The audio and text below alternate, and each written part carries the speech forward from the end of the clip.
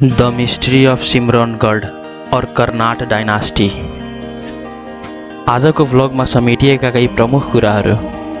जङ्गबहादुर राणाको मृत्यु, सिम्मल वन नजिक हुनु, श्रीमती हिरण्य गर्भदेवी सती जाँदा बाचा दिनु, 1878 एडीमा जङ्गबहादुर राणाको छोरा जगत जङ्ग राणाले यो मन्दिर बनवाउनु, सिम्मल वनबाट सिमरनगढको वास्तविकता, तुगलकको आगमन र तिरहुतको बर्बादी, हजारौं दुर्लभ हिन्दू मूर्ति प्रतिमाहरू छतबिछत हुनु, तलेजु भवानी सिमरनगढबाट काठमाडौँ पुग्नु, तिरहुत राजा हरिसिंहदेवको छोरा जगत सिंहदेवले भक्तपुरकी राजकुमारी नायक देवीलाई बिहे गर्नु, 600 बिघामा फैलिएको रानीवास मन्दिर, 800 वर्ष पुरानो 52 बिघा 87 एकरमा फैलिएको नेपालकै largest man made spring pond Jhadokhar पोखरी। आजको भ्लग एकदमै स्पेशल छ है गाइस, कृपया स्किप नगरिकन नभगाइकन अन्त्यसम्म हेरिदिनु होला। यो हजारौं वर्ष पुरानो ऐतिहासिक धरोहर तथा उत्खननबाट प्राप्त भएका विभिन्न मूर्ति प्रतिमाहरू बारे बनाइएको भ्लग हो है गाइस। कर्नाट डाइनास्टी, जसलाई मिथिला डाइनास्टी भनिन्छ, वा भनौँ तिरहुत किङडमको राजधानी सिमरनगढको कथा, मिस्ट्री अफ सिमरनगढ। सिमरनगढ नगरपालिकामा अवस्थित कङ्काली माई मन्दिर गाइस।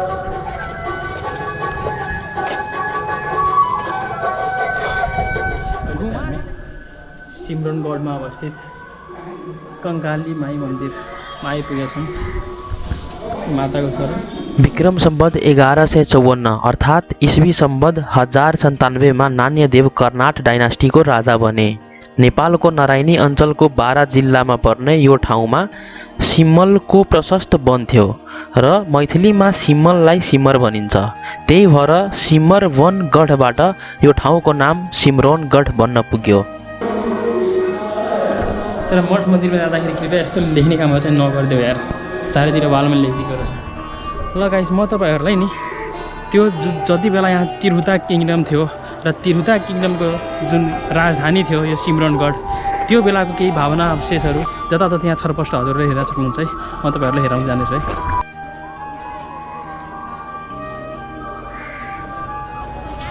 सेम यही मन्दिरहरू म तपाईँले त्यहाँको दरबारमा पनि देखाउन सक्छु है गाइस। जुन अहिले यो मन्दिरहरू हेरिराख्नु भएको छ तपाईँहरूले, यो भावना अवशेष सेम यस्तै तपाईँले त्यहाँको दरबारमा हेर्न सक्नुहुन्छ है। उति बेलाको जुन त्यहाँ ठुलो मन्दिर थियो यही डिजाइनको थियो, त्यसकै डिजाइन र त्यही मन्दिरको भावना अवशेष योहरू है। यो तर यहाँको प्रायः मन्दिरहरूमा जहाँ पनि राखेको हुन्छ, किनभने त्यो दरबार त उति बेला त्यहाँ थियो र दरबारको मन्दिरको भएर सेम यही भावना अवशेष तपाईँले यहाँ पनि भेटाउनुहुन्छ। र त्यो त्यहाँको जुन पुरानो हाम्रो यो यहाँको के अरे दरबार भन्छ गढ, त्यो गढमा नि हजुरले हेर्न सक्नुहुन्छ है। झरोखर पोखरी, जसलाई मान्छेहरूले देउताल पोखरी तथा कचरवा पोखरीको नामले चिन्ने गर्दछन्। यो एउटा 52 बिघामा फैलिएको मानव निर्मित 800 वर्ष पुरानो पोखरी हो। नियमित संरक्षण, अवलोकनको कमी तथा सरकारवालाहरूको लापरवाहीले गर्दा आज यो पोखरी साङ्घुरिँदै जम्मा 22 बिघा हुन पुगेको छ। यो एउटा नेपालकै largest man made spring pond थियो, तर अहिले साङ्घुरिँदै धेरै सानो हुन पुगेको छ। गाइस भनिन्छ होइन, सिमरनगढमा त्यो गढ दरबारदेखि यहाँ मन्दिरसम्म यसको वरपर जता उत्खनन गरे नि केहीको लागि खन्ने कामहरू पर्दाखेरि, कसैको घर जग्गा राख्दा अथवा केही कुरा यस्तै खन्दाखेरि उत्खनन गर्दाखेरि त्यहाँबाट 18औं सदीको 11औं सदीको विभिन्न मूर्तिहरू तथा विभिन्न ऊ बेलाका भग्नावशेषहरू भेटाउने भएको भएर सरकारले चाहिँ यो एरियामा खन्न नै प्रतिबन्ध गरेको छ भन्ने सरकारबाट चाहिँ सुनिन्छ निकायबाट। यहाँ चाहिँ त्यो बेला खन्ने काम उत्खनन हुने काम चाहिँ हुँदैन। सरकारले, नेपाल सरकार र जर्मनीको सहयोगमा यो ठाउँको पर्यवेक्षण गरेर उत्खनन गर्ने भनेर निष्कर्ष निकालेको थियो, तर सरकारको केही ढिलासुस्ती र विभिन्न कुरा नमिलेर केले गर्दाखेरि धेरै ढिलाइ भएको हो।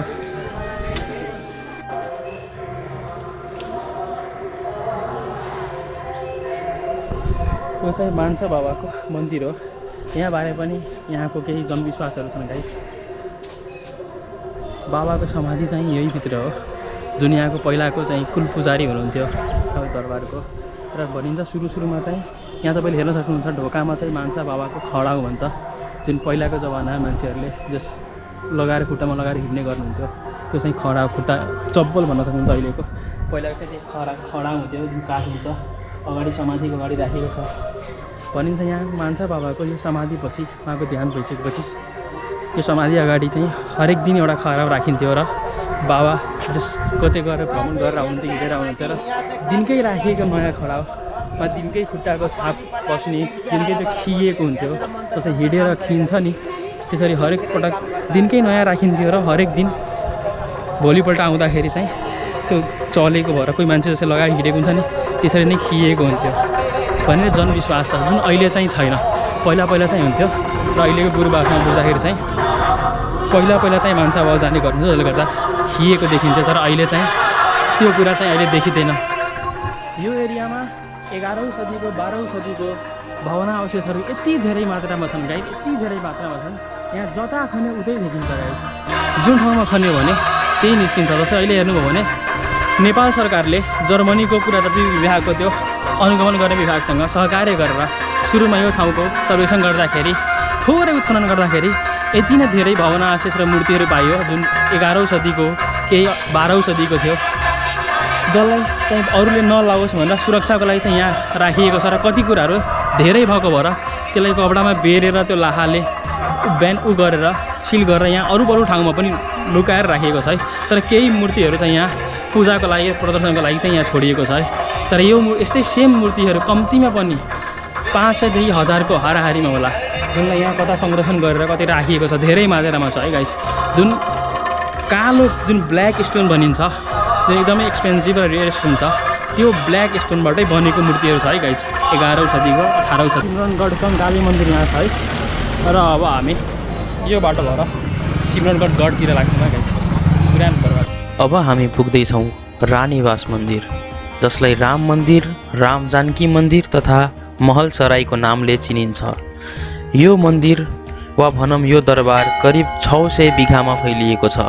यो मन्दिरको निर्माण 1878 एडीमा जङ्गबहादुर राणाका छोरा जगत जङ्ग राणाद्वारा गरिएको थियो। प्रधानमन्त्री जङ्गबहादुर राणाको देहान्त रौतहटकै पथरा घाटमा हन्टिङ क्याम्पबाट फर्किने क्रममा भएको कारणले उहाँको श्रीमती हिरण्यगर्भ देवी सती जाने बेलामा आफ्नो इच्छा व्यक्त गर्नुभएको थियो यो मन्दिर बनाउनलाई। त्यही भएर उहाँको छोरा जगत जङ्ग राणाले 1878 एडीमा यो मन्दिर बनाउनु भयो। कर्नाट डाइनेस्टीको फलपछि अनिवाल डाइनेस्टीले मिथिला रिजनलाई 1325 देखि 1527 सम्म रुल गर्यो र मानिन्छ कि अनिवाल डाइनेस्टीको महाराजा शिव सिंहले यो ठाउँ बनाउनु भयो अर्थात् यो दरबार पुनर्निर्माण गर्नुभयो। उहाँले आफ्नो छोरी ईश्वरी देवीको लागि आफ्नो कार्यकालमै अर्थात् 1412 देखि 1416 को बिचमा यहाँ दरबार बनाउनु भयो। अनिवाल डाइनेस्टीको महाराजा शिव सिंहले आफ्नो कार्यकालमा आफ्नो छोरीको लागि बनाएको यो दरबारमै यो महलमाथि नै 1878 एडीमा जङ्गबहादुर राणाका छोराले सती जाने आमाको बाचालाई पूरा गर्दै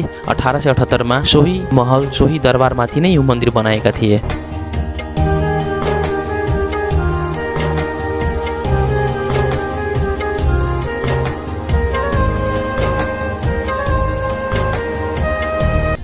म तपाईँलाई अघि त्यो कङ्काली मन्दिरको बरको मुनि राखिएको जुन थियो यहाँ पनि हेर्न सक्नुहुन्छ है गाइस। सेम छ है गाइस।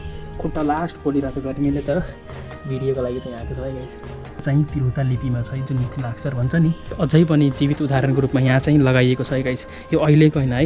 यो चाहिँ ब्ल्याक स्टोन 11औं सदीको होला गाइस। यो पनि 11-12 सदीको यो पनि ब्ल्याक स्टोन है गाइस। कालो पत्थर जुन हुन्छ हेरेस् यहाँको सबै मूर्तिहरू पनि यही कालो पत्थरले बनेको हुन्छ।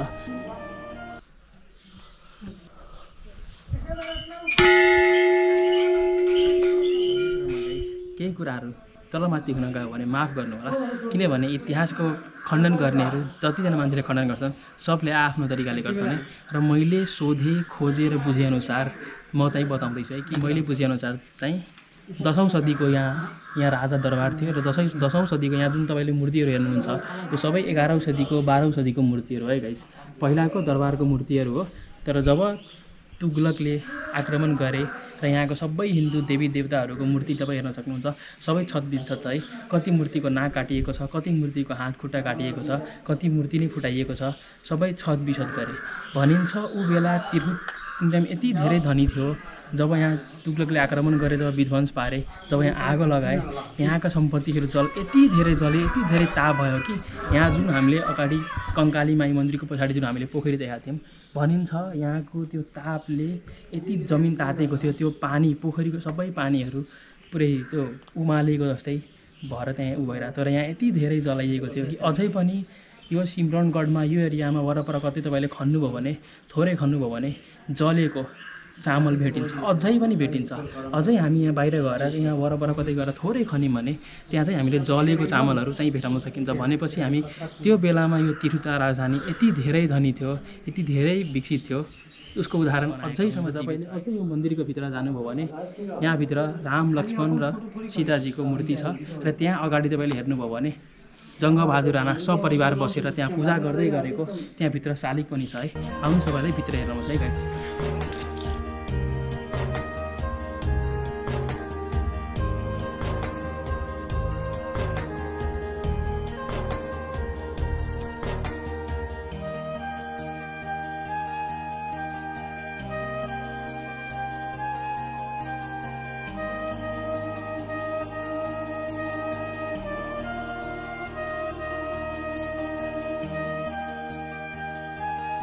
अघि भनेअनुसार अझै पनि तपाईँले यहाँको मन्दिरहरूमा, यहाँको वालहरूमा, यहाँको भर्याङहरूमा, यहाँको अगाडिको प्राङ्गणहरूमा जताततै तपाईँले 11औं शतीको 12औं शतीको मूर्तिहरू हेर्न सक्नुहुन्छ है गाइस।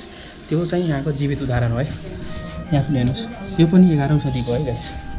र सबै मूर्तिहरू हेर्नुहोस् कतिको चमक र कति धनी थियो ऊ बेला।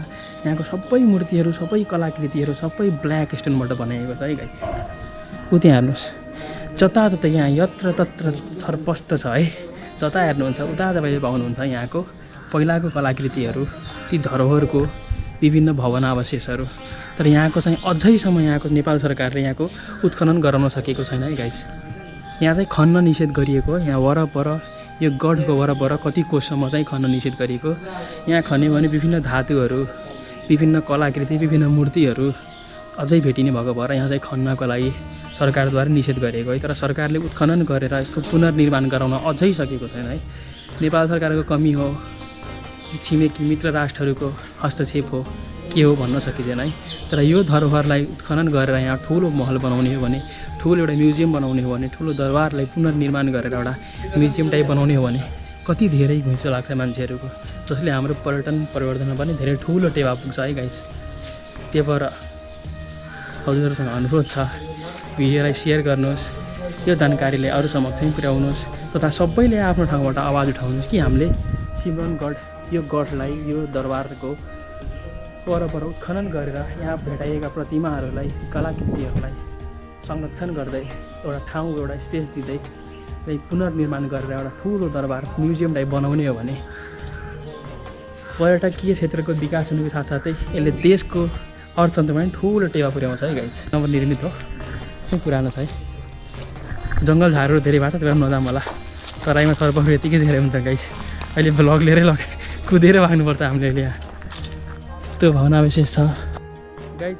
सिमरनगढ मन्दिरको पछाडि चाहिँ, यो दरबारको पछाडि चाहिँ पहिलादेखि एउटा पोखरी छ है।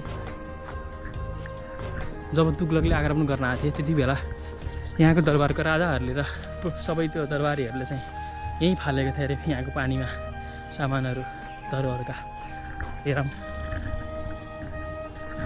राजा थियो, स्वाभाविकै होला, राजाको आफ्नो दरबार, आफ्नो बगैँचाहरू होला। त्यसको संरक्षण नभएर, त्यसको पुनर्निर्माण केही डेकोरेसनहरू नगरेको भएर थोरै लथालिङ्ग छ। यो साइजको अझै हुँदैन, यो पहिलाकै हो सबै। यो हेर्नुहोस्, यो चाहिँ भिडियो मन परेमा भिडियोलाई लाइक गर्नु होला। कहाँबाट हेर्दै हुनुहुन्छ कमेन्ट गर्नु होला, मलाई पनि थाहा होस् कसले हेर्नुभयो, कहाँबाट हेर्नुभयो। थोरै देशका भाइले जानकारी दिनु पऱ्यो।